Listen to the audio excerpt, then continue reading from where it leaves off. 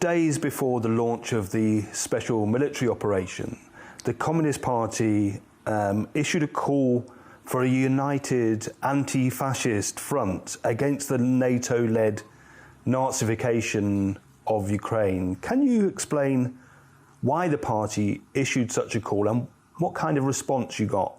Вопрос о событиях на Донбассе.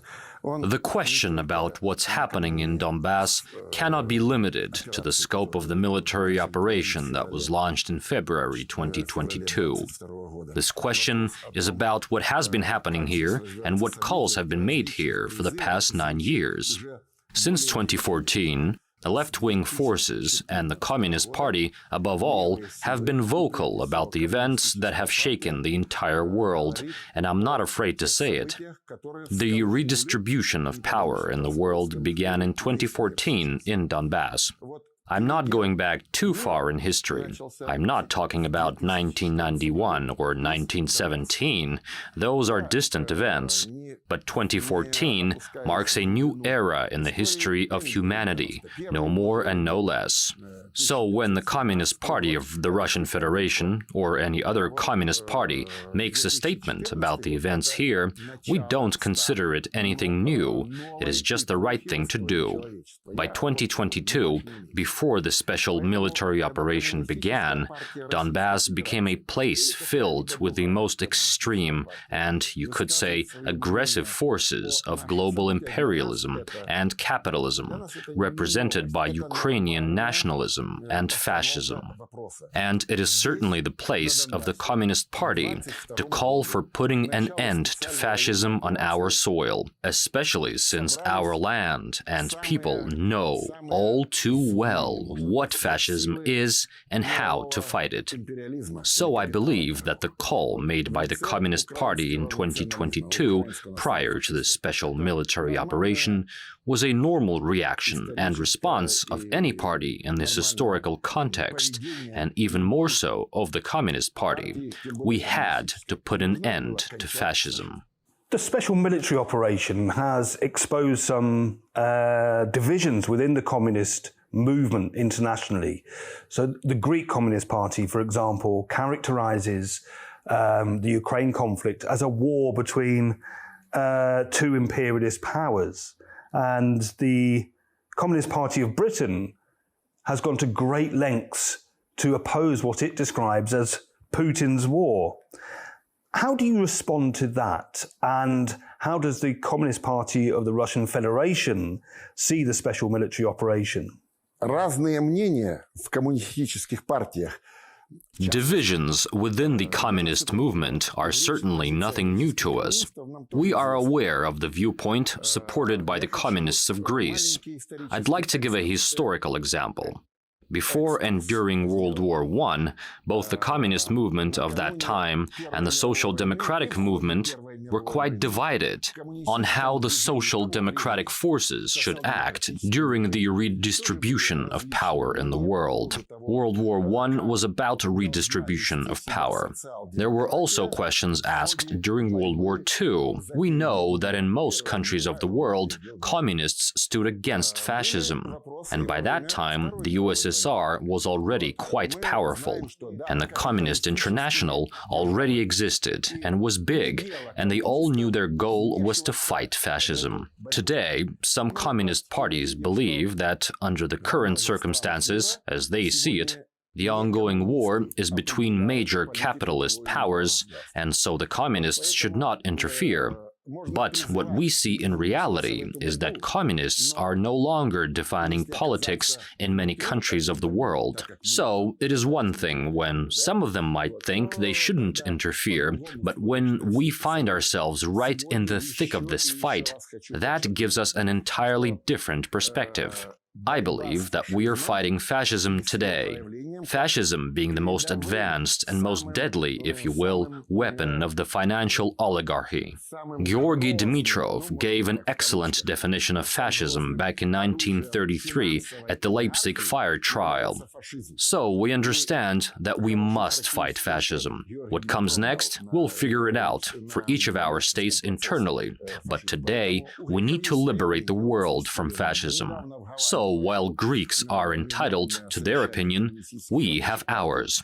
Havana recently hosted an international summit of communist parties, and the communists of the former Soviet Union were represented there by Pyotr Simonenko, the first secretary of the Communist Party of Ukraine.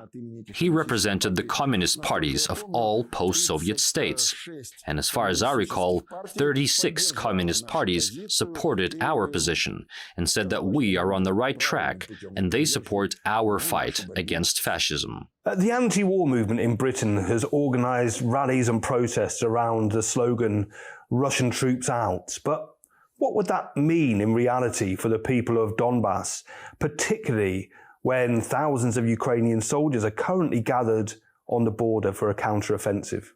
К нашему сожалению, To our deepest regret, all the Western propaganda, including broadcast and print media, are providing a one-sided account of the events in Donbass. I often get to meet international reporters here and in other places, and they all tell me that news coverage in Britain, America, and Europe is one-sided. They give a one-sided account of events.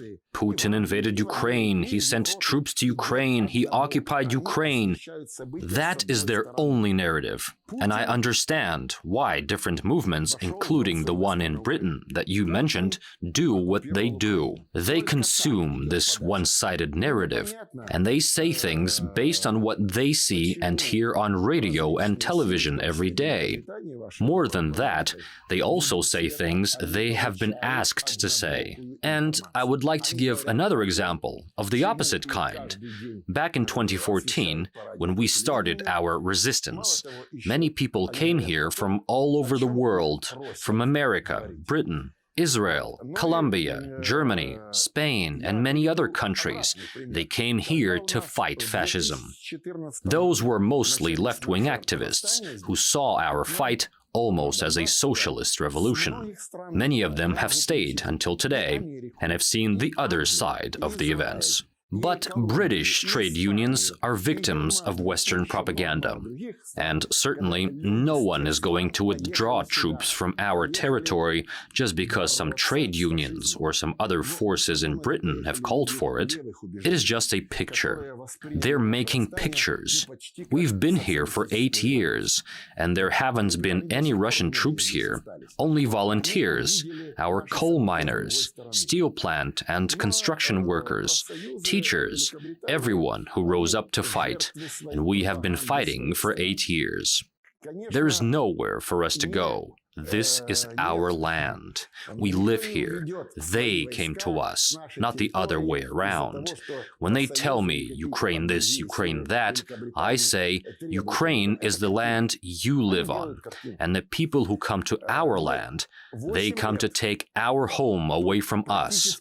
Many times we've heard Ukrainian politicians say things like, we've got to surround Donbass with barbed wire, or we've got to throw a nuclear bomb on Donbass, or let's put them all in concentration camps. The most charitable suggestion is to send them all away to Russia. Send us away? From our own land? From my home, where my ancestors are buried? No. We are going to stay. This is our land. This land belongs to the Russian people and to the many nationalities that live here. Here we will stand until victorious. No one is leaving. The Communist Party has fighters on the front line at the moment. Could you explain how that's organised and why the party made the decision to take part in active combat? Коммунистическая партия, коммунисты, The Communist Party and communist figures were the ones who founded this country. I'm proud to have been entrusted this historic mission, entrusted by my comrades who created this country. They entrusted me to carry out the will of the people of Donbass. I am the author of the Act and the Declaration of Independence of the Donetsk People's Republic. I oversaw the referendum in 2014 and held many different public and civil service positions here. I was never alone in that. Alongside me stood other communists, people of left-wing convictions, basically anyone who wanted to get rid of fascism. So when people say we organized military service for our comrades or sent them out to fight, that is not true. We didn't organize anything. They were following their hearts. It is what they wanted to do. They saw it as their sacred duty to go out and defend their homeland. Yes, there are many communists fighting in the armed forces. Unfortunately, some have died. After the start of the military operation, many members of Russia's Communist Party joined our ranks too. There are heroes among them, and there are servicemen who've earned medals and military decorations. This is our sacred duty. You may recall that in the Great Patriotic War, that there was this slogan that went, "Communists forward." And it still holds true today. When there are fascists on your doorstep, communists will always be the first line of defense. It is our sacred duty as communists, our class duty, and our right to be at the forefront. In Ukraine, the Communist Party has been banned. Its buildings and assets have been turned over to the state. There is widespread oppression of communists, including the Kononovich brothers, but also of other political parties. What does this say about the state of democracy in Ukraine? О демократии не говорит ничего. What democracy is there to speak of? There is no democracy. All the more so in Ukraine. All we see is a totalitarian regime, a system run by America and NATO. The Ukrainian regime has no autonomy, no independence. And the greatest threat to this regime is the Communist Party. Wherever communist ideas take hold and gain popularity with the masses, there can be no fascism. The fascists and their leaders, or rather the ones pulling the strings, let's call them overseers, they understand that they need to destroy the communist ideology, then replace it with liberalism, and under liberalism, they will have free reign. The Anglo-Saxon world, with all due respect to the British people, has a very good idea of how to hammer in liberal ideology into the heads of the people. They are exceedingly good at it.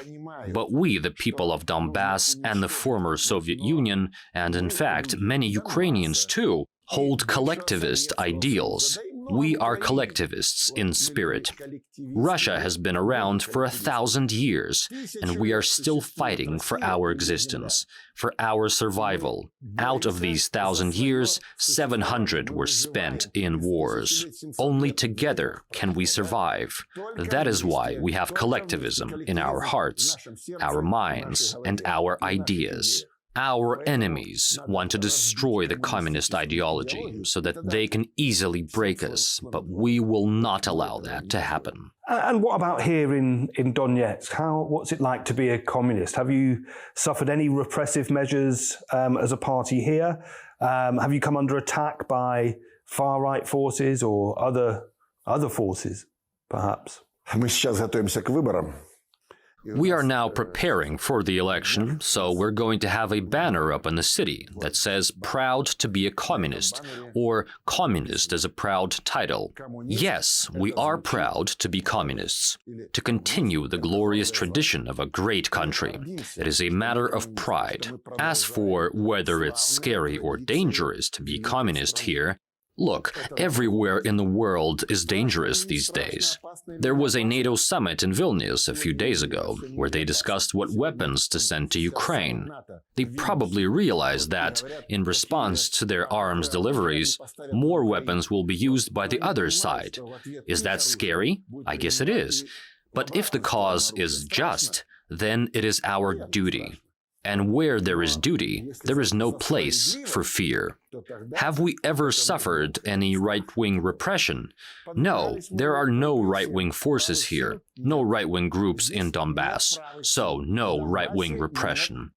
Well, I guess you could argue about what the right wing is, what they stand for.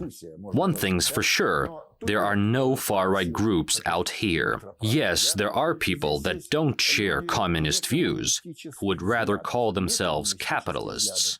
We have debates with them all the time. They don't like our ideology, but it's a political kind of struggle. Have we ever been subjected to any other type of pressure? Well, by and large answer is no. Apart from the 5 attempts on my life, and on the lives of my comrades, like the Kononovich brothers, theirs was a well-known case. But that happened on the other side, in Ukraine. As for Donbass, we have a normal political struggle here, perhaps a bit on the edge sometimes, so to speak, but it is not that bad. It's tolerable. Following the Prigozhin failed mutiny, Western governments and Western media were almost salivating with Wagner all of a sudden becoming freedom fighters. But they also claimed that Vladimir Putin had been weakened by this. But he's united opposition parties, he's united the communists, Chechens, and some would argue that he's actually come out of this stronger. What do you make of it? Вопрос многогранный такой, и This is a highly complex issue, which is yet to be processed by our society at large. There are different opinions. On the one hand, if we don't overanalyze it, what Wagner did on June 24th, their march on Moscow, is something I don't support. What they had done before, however, their war on fascism and their liberation of Soledar and Artyomovsk, is something that I applaud. On the other hand, what we know today is that Putin met with Wagner members several days ago. He spoke with them for a long time. Their meeting lasted 3 hours. They haven't released any information on what exactly was discussed, but probably that's what I'd like to think at least. He defined their role. The Wagner Group is a large combat unit. It fulfills its mission. And Russia, like any other state, has a variety of interests around the world. If they fulfill their mission of protecting Russia's interests in other parts of the world, that's their job and their choice. So you can have different attitudes to this situation. They do have superb morale, and from a military standpoint, they are a world-class fighting machine. But it is up to President Putin to decide what they should do next. I've said everything I have to say on this subject. I'm not a military man myself, and I can't be the ultimate authority on their actions. Trade unions in Britain are lobbying for increased arms production.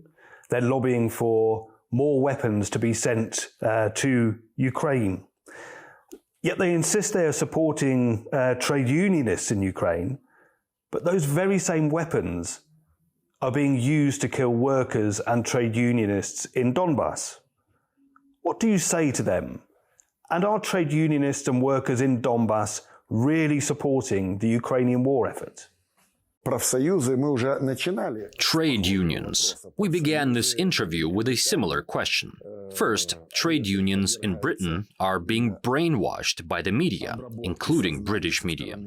But I also think they have a stake in this as well. A war requires massive spending to make guns, shells, missiles, bombs, and so on. This means ramping up production and capital investment, which is good for trade unions. This means jobs, wages, and apparently, from their point of view, better living conditions for workers. A war can be a way for people to make money. As for Ukrainian trade unions, I am not aware of their aggressive stance or calls to fight against our territories.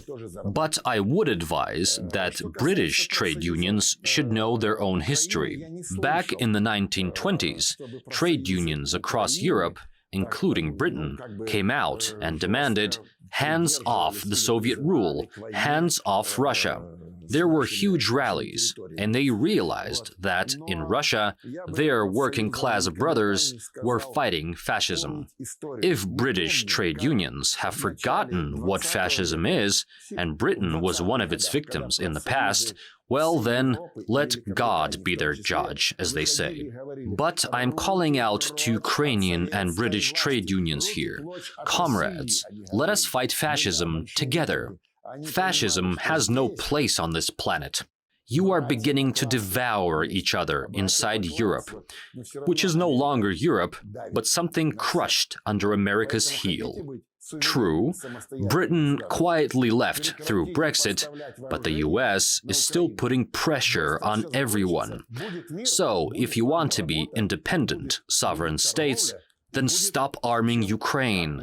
Then it will all be over quickly, and you will have peace, and work, and trade, and the foundation for all of us to develop our peaceful relations further. This is what trade unions must understand. We celebrated the 1st of May, a couple months ago, with a photo exhibition here, on Lenin Square, where we displayed photos from people in New York, London, Paris, Dublin, Tel Aviv, Jerusalem, and many other places. I have them all on the desk over there. And they were saying no to war, no to fascism, and yes to the Donetsk People's Republic. On the one hand, they're against Russia, but on the other, people support our cause. But these are thinking people who understand what we're fighting for and against. And we should all stand together. We are brothers in class, and our class is at war with fascism. Let us all fight together. How will this conflict come to an end, in your view? What needs to happen, and what are the demands of the Communist Party? Закончится, сомнений нет. Well, there's no doubt that it will end with a victory, and with a red flag and a Russian flag flying over the Rada of Ukraine in Kiev. There won't be a Ukraine by then, though. Ukraine has failed as a state, from a historical perspective. There was no Ukrainian state before 1917, and it is not the Bolsheviks who created it, but rather the interim government. After the Tsar abdicated and the interim government proved unable to hold the reins of power, the empire split into more than 20 different states. People gathered in Kiev and just said, "We are Ukraine now." They didn't hold a referendum or anything like that. Just some people in an assembly hall holding a vote. When we came together in 2014 and said, "We are the Donetsk People's Republic," we backed it up with a general referendum. The turnout was 80%, and 90% of those voters said yes to the Donetsk People's Republic. Back then, however, nobody bothered with referendums. They just declared themselves Ukraine and immediately invited the British, the French, the Japanese, and the Germans. First, Skoropadsky, then the Directorate, and all the various rulers of that part of Ukraine, who were only propped up by Western troops. They were all later kicked out, and the Soviet Union was established. Ukraine did very well during the Soviet Union, thriving in the tight-knit, brotherly family of peoples that the USSR was. So, we will have a brotherly union of peoples again, and our dream is right behind me. This is Vladimir Lenin, who showed us the way, along the new path where great Lenin did lead, as the Soviet anthem went. Our dream is to restore a great and powerful state, and it will come true. There is no other way for Russia. This is the only one. And the Communist Party of the Russian Federation is telling Vladimir Putin today, and he acknowledges this too, that the past 3 decades of traveling along the capitalist path have led Russia nowhere. Capitalism is at a dead end, and Putin said so himself. Zyuganov says to him, socialism is the only way out. And socialism means the rebirth of a powerful state. We believe in it, and we know that this is how it will be. Victory will be ours, as Joseph Stalin once said.